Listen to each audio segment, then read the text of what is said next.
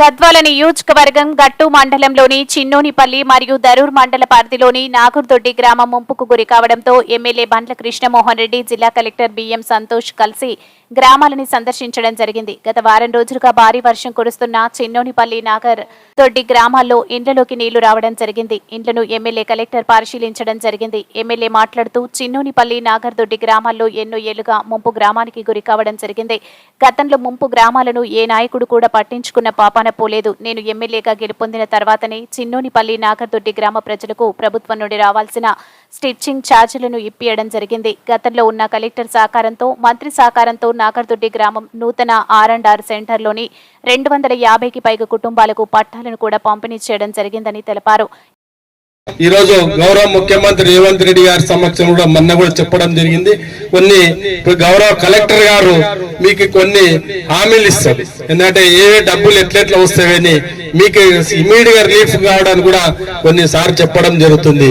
దయచేసి అర్థం చేసుకోండి. కొన్ని భాగాలైతే ఉంటాయి లేదన్న నేను ఈ భాగాల సమస్యలు తీర్చడానికి మన గౌరవ ఆర్డీఓ గారు కానీ ఎంఆర్ఓ గారు ఇమ్మీడియట్ గా మీరు ఏ ప్లాట్లు ఉన్నా ఎక్కడ ఏమున్నా సమస్యలు తీర్చడానికి 3 రోజులు మీ ఎమ్మన్నే ఉన్నారు.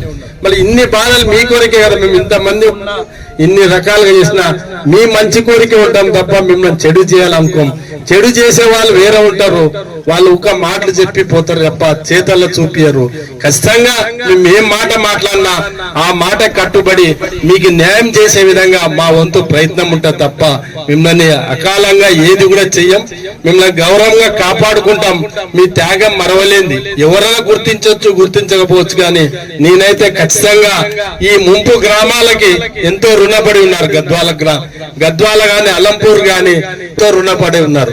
మీరు చేసిన మేలు ఎవరిలో మరవలేంది. మీ రుణం ఎప్పుడో తీర్చుకోలేనిది. తెలంగాణ రాష్ట్రంలో గద్వాల కూడా ఇంత పెద్ద ఎత్తున అభివృద్ధి చెందింది. ఇంత పెద్ద ఎత్తున మరి వరిధాన్యం గాని పత్తి గాని ఇంత పెద్ద ఎత్తున ఈరోజు దేశానికి ఆదర్శంగా నిలబడినారంటే ఈరోజు మనకు ప్రాజెక్టులు రావడం, మనం అందరు ప్రాజెక్టులు వచ్చినందుకే మన బతుకు తెరువు అనేది బాగైంది. లేదంటే మన బతుకు తెరువు ఒక 20-15 సంవత్సరాల క్రితం ఎన్నికి ఆలోచిస్తే మన బతుకు తెరువు ఎట్లా ఉండే. మనం ఎప్పుడో కర్ణాటక పోయి ఎక్కడెక్కడో బతుకుతారు.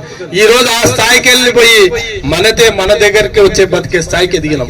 ఇదే కర్ణాటక రాయలసీమకి వెళ్ళి 1000 మంది ఈ రోజు మనతో వచ్చి మన పత్తి చేనులలో బతుకుతున్నారు. కర్ణాటకకి వెళ్ళి బీహార్కి వెళ్ళి ఎక్కడెక్కడో నాట్లు ఎన్నిక మనతోనికి వస్తున్నారు. ఈ ప్రాజెక్టులు అయినందుకే కదా ఇంత మందికి మనం ఉపాధి కల్పిస్తున్నాం.